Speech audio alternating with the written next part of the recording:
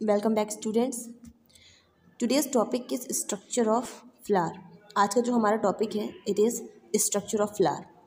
इससे पहले वीडियो में शायद हम लोग ने बहुत क्लियरली समझ लिया था कि पार्ट ऑफ प्लांट क्या होता है, शूट सिस्टम क्या होता है, रूट सिस्टम क्या होता है, बाकी सारी चीज़ें हमने स्टडी कर ली हैं। आज का जो हमने टॉपिक चूज़ किया है it is the structure of flower. एक फ्लावर के अंदर कौन कौन से स्ट्रक्चर्स होते हैं और हम इसे क्यों रिप्रोडक्टिव पार्ट बोलते हैं, आज हम ये सब चीज़ें इसमें क्लियर करेंगे। ठीक है, so let's begin. First line is a flower is the reproductive part of a plant। किसी भी प्लांट का रिप्रोडक्टिव पार्ट फ्लावर है। इसका मतलब क्या है कि एक फ्लावर ही वो रीज़न है जिससे किसी भी प्लांट की नेक्स्ट जनरेशन आने वाली है। अगर फ्लावर नहीं होगा तो नेक्स्ट जनरेशन आने में प्रॉब्लम आएगी। कोई भी फ्लावरिंग प्लांट है, कोई भी ऐसा प्लांट है जिसके अंदर फ्लावर्स आते हैं, अगर फ्लावर आते ही नहीं है वो दूसरे टाइप का प्लांट है तो बात अलग है। बट एक ऐसा प्लांट है जिसमें फ्लावर्स आते हैं तो वो फ्लावर ही वो रीज़न है जिसकी वजह से नेक्स्ट जनरेशन आएगी।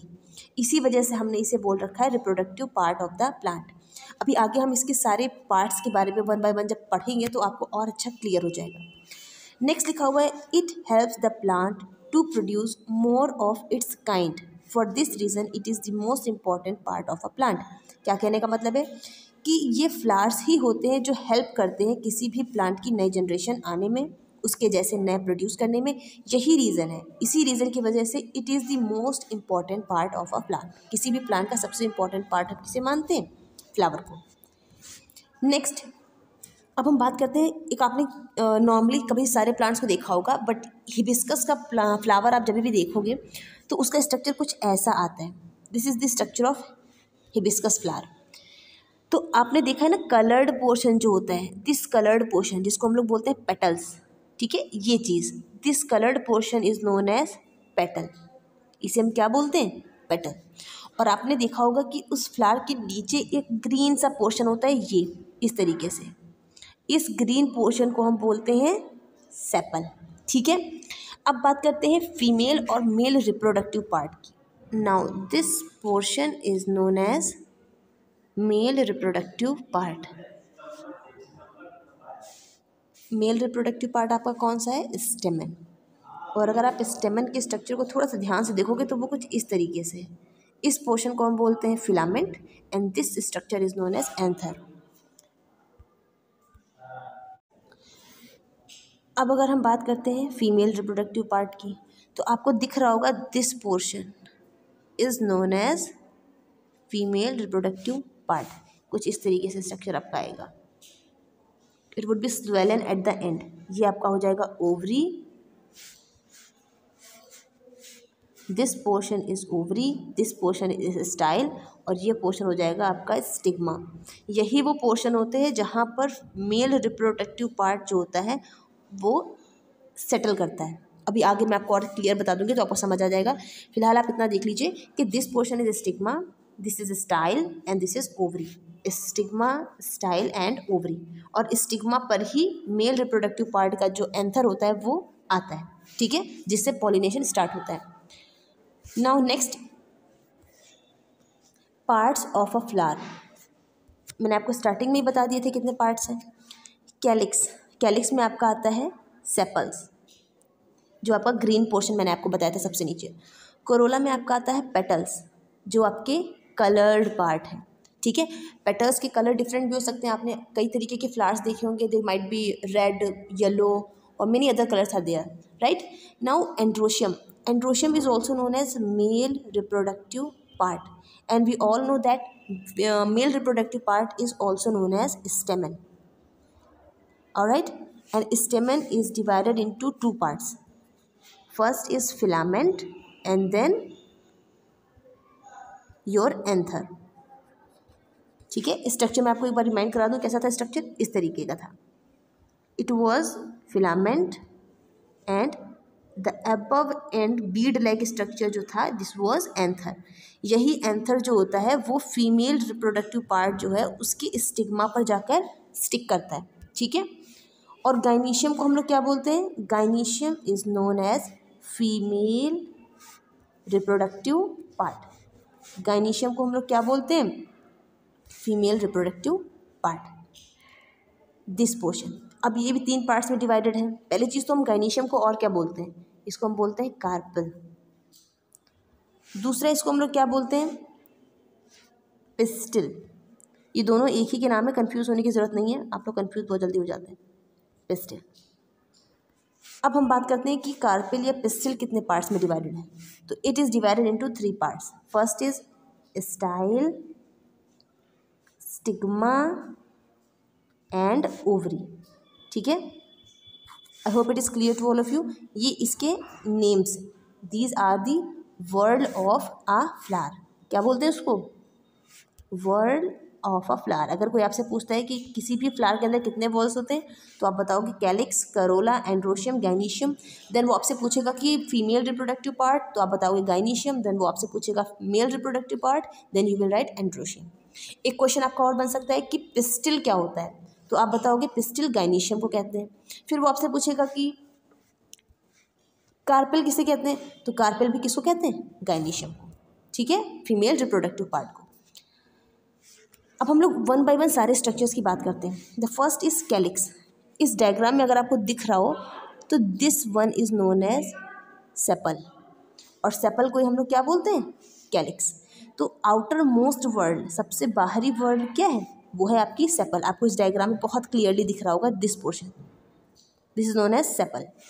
और ये सेपल क्या होती है, ये बड स्टेज में फ्लावर को प्रोटेक्शन प्रोवाइड करती है, मतलब उसको सुरक्षा प्रोवाइड करती है। ठीक है, नेक्स्ट इज पेटल।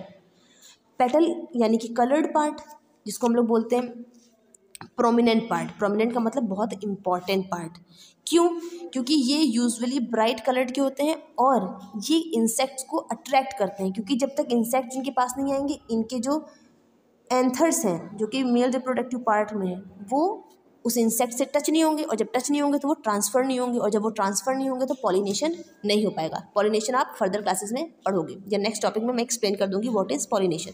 फिलहाल आप इतना जान लीजिए कि पॉलिनेशन के लिए इंसेक्ट का आना इज़ बहुत बहुत ज़रूरी, और उसके लिए the colours of the flower should be very attractive, और उसी को हम लोग क्या बोलते हैं, petals. And that is why हम इस पार्ट को बहुत ही प्रोमिनेंट या बहुत ही इंपॉर्टेंट पार्ट मानते हैं।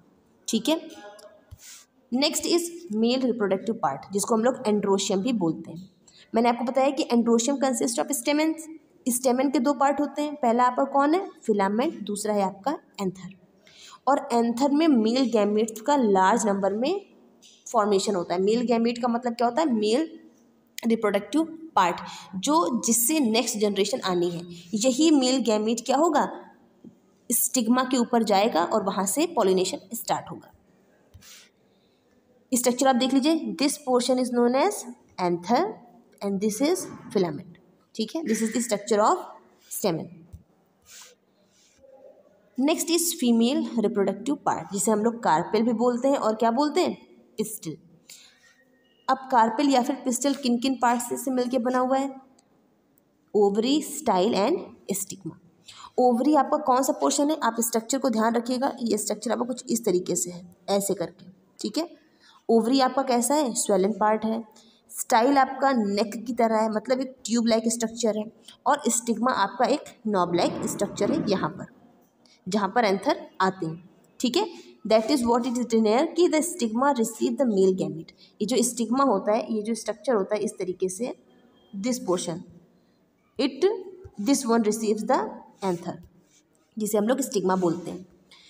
अब ओवरी की अगर हम बात करें तो ओवरी में बहुत ढेर सारे बीड लाइक, मतलब छोटे छोटे से स्ट्रक्चर होते हैं इस तरीके से।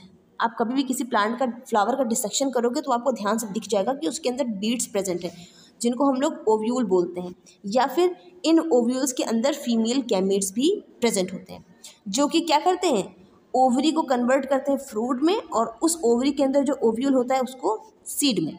फॉर एग्जाम्पल अगर आप मैंगो खा रहे हो, तो फॉर एग्जांपल ये आपका मैंगो है, तो मैंगो के अंदर जो आपका ये जो फ्रूट है ये ओवरी रही होगी, और इसके अंदर जो आपका सीड है, ये जो सीड होगा इसके अंदर, वो आपका क्या होगा, ओव्यूल। ठीक है, डेवलप होने से पहले ये ओव्यूल रहा होगा, और ये आपका फ्रूट जो कि पहले क्या रहा होगा, ovary. I hope it is clear. ठीक है, बहुत ईजी सा लेकिन बहुत इंपॉर्टेंट है, आपको ध्यान होना चाहिए। तो सब चीज़ें क्लियर हो गई ना, कि 3 पार्ट्स में डिवाइडेड है, style, stigma and ovary. Stigma anther को यानी कि मेल गैमेट को रिसीव करता है। ओवरी के अंदर बीड लाइक स्ट्रक्चर होते हैं जहाँ पर फीमेल गैमेट्स होती हैं, और वो ओवरी जो होती है वो डेवलप होने के बाद फ्रूट बन जाती है, और उस ओवरी के अंदर जो ओव्यूल होता है वो सीड बन जाता है। ठीक है, I hope it is clear to everyone. Now see the structure. ऊपर ये जो ऊपर वाला पोर्शन है, this portion it is not visible in the slide, but ये ऊपर वाला पोर्शन आपका कुछ इस तरीके से है। ठीक है, ऐसे। तो this portion is known as stigma, this portion is known as style, और ये आपका है ओवरी। अब देखो ओवरी के अंदर बीड्स जैसे स्ट्रक्चर है, these are known as ovule. ठीक है, so it is the structure of pistil, या इसको आप कार्पेल भी बोल सकते हो, या फिर गाइनीशियम भी कह सकते हो, या फिर फीमेल रिप्रोडक्टिव पार्ट। अब बात आती है कंप्लीट एंड इनकम्प्लीट फ्लावर। किस फ्लावर को हम कंप्लीट कहते हैं और किस फ्लावर को हम इनकम्प्लीट कहते हैं। एक नंबर का आपको क्वेश्चन आ जाएगा, आपको याद होना चाहिए। कंप्लीट फ्लावर वो होता है जिसके अंदर चारों वर्ल्स प्रेजेंट हैं, यानी कैलिक्स भी प्रेजेंट है, कोरोला भी प्रेजेंट है, गाइनीशियम भी प्रेजेंट है, एंड्रीशियम भी प्रेजेंट है। जब एंड्रोशियम, गाइनीशियम, कैलिक्स, कोरोला सब कुछ प्रेजेंट है किसी फ्लावर में, तो वो फ्लावर कैसा होगा, कंप्लीट। जैसे आपका पी का प्लांट है, मस्टर्ड है, हिबिस्कस है, गुलमोहर है। ठीक है, ये सारे फ्लावर कैसे हैं, कंप्लीट है। लेकिन अगर इनमें से कोई एक भी वर्ड नहीं प्रेजेंट है, मान लिया आपने कैलिक्स नहीं प्रेजेंट है, या कोरोला नहीं प्रेजेंट है, या एंड्रोशियम नहीं प्रेजेंट है, या गाइनीशियम नहीं प्रेजेंट है, इन चारों में से अगर कोई एक भी एब्सेंट है तो वो इनकम्प्लीट फ्लावर में आ जाएगा। और इसका एग्जाम्पल क्या है आपका, डेट और मलबरी। ठीक है, I hope it is clear to everyone. I tried my best to explain everything, and if you like it, don't forget to subscribe, like and share. Thank you.